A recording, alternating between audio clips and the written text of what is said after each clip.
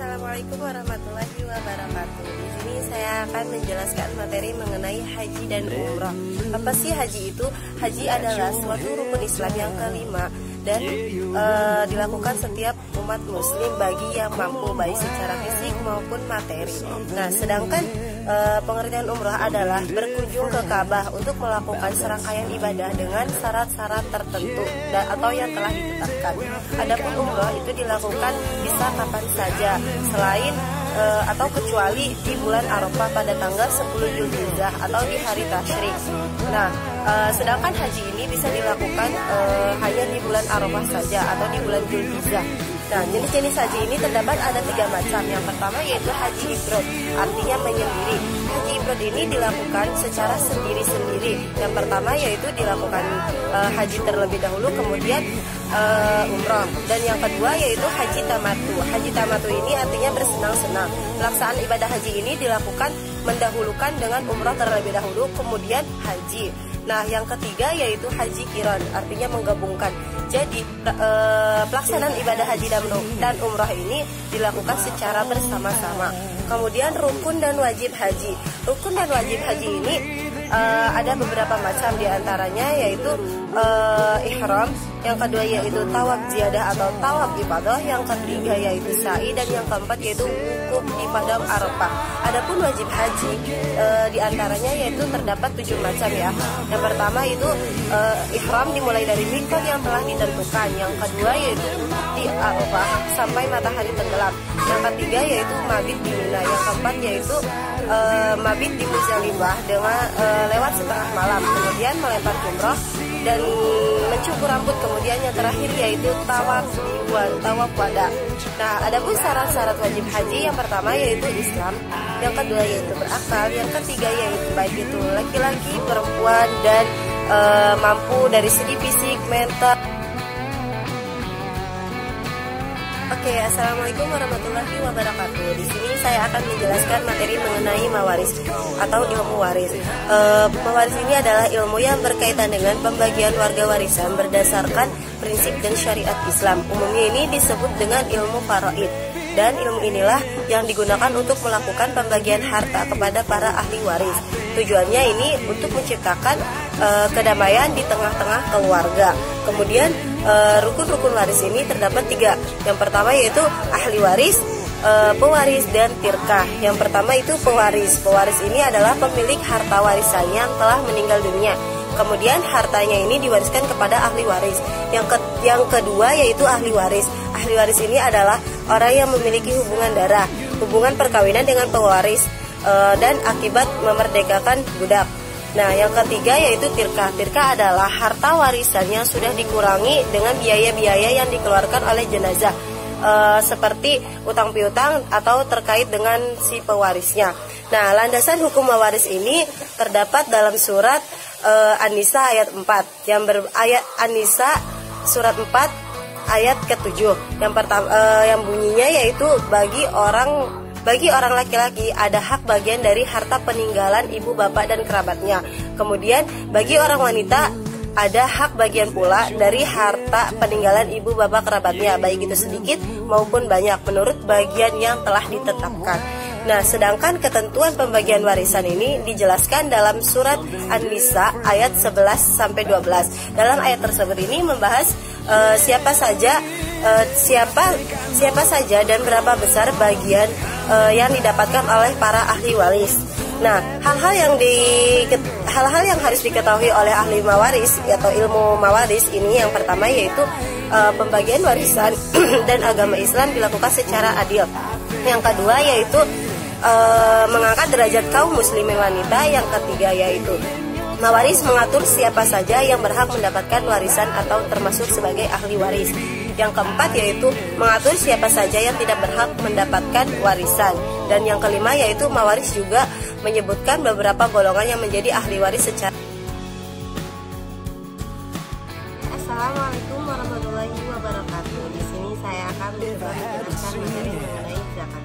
Apa sih zakat itu? Zakat merupakan sejumlah harta yang wajib atau dikeluarkan oleh umat muslim yang diberikan kepada fakir miskin atau golongan yang berhak menerimanya. Nah, adapun hukum dalam zakat ini yaitu bagi setiap muslim dan memenuhi syarat-syarat zakat. Nah, syarat-syarat zakat ini ada beberapa, di antaranya yang pertama yaitu Islam, yang kedua yaitu berakal dan baligh, yang ketiga yaitu dimiliki secara sempurna, dan yang ketiga yaitu mencapai nisab. Nah, keutamaan dalam menunaikan zakat, keutamaan ini berikut manfaat dari seseorang yang menerima zakat, yang memberikan zakatnya, yaitu mereka yang membayarkan zakat senantiasa akan mendapatkan atau kebahagiaan di dunia maupun di akhirat. Dan yang kedua yaitu seseorang juga menunaikan zakat dapat mendekatkan diri kepada Allah Subhanahu wa Ta'ala, dan harta yang dimilikinya menjadi barokah serta berkembang semakin baik dan banyak. Nah, adapun jenis-jenis zakat ini ada dua macam. Yang pertama yaitu zakat fitrah dan zakat harta. Zakat fitrah adalah zakat yang wajib dikeluarkan menjelang Idul Fitri pada bulan suci Ramadan atau pada bulan Ramadan. Nah, besar zakat ini sebanyak 2,5 kg atau 3, liter beras, atau bisa juga dengan makanan pokok, atau bisa juga sejumlah uang dengan sesuai dengan harga berat atau beras tersebut sebanyak 2,5 kg atau 3,5 liter. Nah, sedangkan jenis zakat harta ini atau disebut juga zakat mal, zakat ini dilakukan seorang muslim yang mencakup hasil perniagaan, pertanian, pertambangan, hasil laut, hasil ternak, hasil temuan, hasil emas dan perak. Nah, zakat mal ini bisa dihitung dalam rumus 2,5% dikali jumlah harta yang tersimpan selama 1 tahun. Nah, masing-masing harta ini bisa memiliki perhitungan sendiri-sendiri. Untuk ternak sapi dan kerbau itu memiliki nisab 30 ekor. Artinya semua orang yang memiliki jenis atau salah satu dari hewan tersebut sebanyak 30 ekor maka wajib membayar zakat. Kemudian yang kedua yaitu ada yang memiliki hewan kecil seperti domba, itu minimal 40 nisab atau 5 ekor. Nah, itu juga wajib membayar zakat. Nah, untuk harta emas itu bisa mencapai 20 dinar atau 20 perak atau setara dengan 672 gram.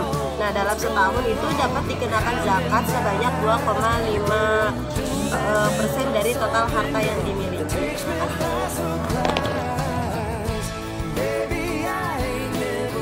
Assalamualaikum warahmatullahi wabarakatuh. Di sini saya akan menjelaskan materi mengenai penyembelihan hewan atau disebut dengan zabilah. Nah, sembelihan dalam bahasa Arab ini merupakan az-zakah, yang berarti artinya wangian, halal, lezat, manis dan sempurna. Kemudian menurut istilah penyembelihan ini merupakan memutus jalan makan, minum, nafas dan urat nadi pada leher binatang yang disembelih dengan menggunakan pisau, pedang dan alat lain yang tajam dan sesuai dengan syariat Islam. Nah, maksudnya dalam ketentuan syara ini yaitu disembelih sesuai dengan ketentuan syara yang akan menjadikan hewan itu menjadi baik, suci, lezat dan halal untuk dimakan. Kemudian syarat-syarat dalam penyembelihan hewan yang pertama yaitu yang berhubungan dengan binatang. Binatang ini akan disembelih masih dalam keadaan hidup, bukan binatang yang sudah mati. Kemudian binatang yang akan disembelih adalah binatang yang halal. Contohnya yaitu kerbau, sapi, unta dan lain-lainnya. Kemudian yang berhubungan dengan penyembelihan atau orang yang menyembelih, yang pertama yaitu syarat-syaratnya ada Islam atau ahli kitab, yang kedua yaitu ada berakal sehat, dan yang ketiga yaitu mumayyiz. Mumayyiz ini orang yang membedakan antara yang baik dan yang benar. Nah, kemudian yang ketiga yaitu yang berhubungan dengan niat. Jadi sebelum menyembelih itu ada niatnya terlebih dahulu dengan membaca basmalah atau dengan membaca sholawat. Kemudian dalam kewajiban dalam menyembelih binatang yang pertama yaitu hendaknya binatang dipotong disembelih dalam pangkal leher atau leher bagian bawah. Yang kedua yaitu yang dipotong adalah bagian tenggorokan atau kerongkongan yang merupakan jalannya makanan. Kemudian yang ketiga yaitu 2 buah urat nadi binatang kiri dan kanan harus dipotong juga. Kemudian yang terakhir yaitu pada waktu menyembelih harus menyebutkan nama Allah Subhanahu wa Ta'ala. Nah, Sunnah dalam menyembelih binatang ini yang pertama yaitu binatang dihadapkan menghadap kiblat, kemudian menggunakan alat yang tajam agar tidak menyakiti si hewan tersebut. Kemudian yang ketiga yaitu memotong dua urat yang ada di kanan dan di kiri agar cepat mati. Kemudian binatang yang disembelih digulingkan ke sebelah kiri rusuknya supaya mudah bagi orang yang menyembelihnya. Dan kemudian jangan lupa membaca niat Bismillahirrahmanirrahim dan membaca sholawat. Sekian penjelasan dari saya, kurang lebihnya mohon maaf. Wabillahi taufiq wal hidayah. Wassalamualaikum warahmatullahi wabarakatuh.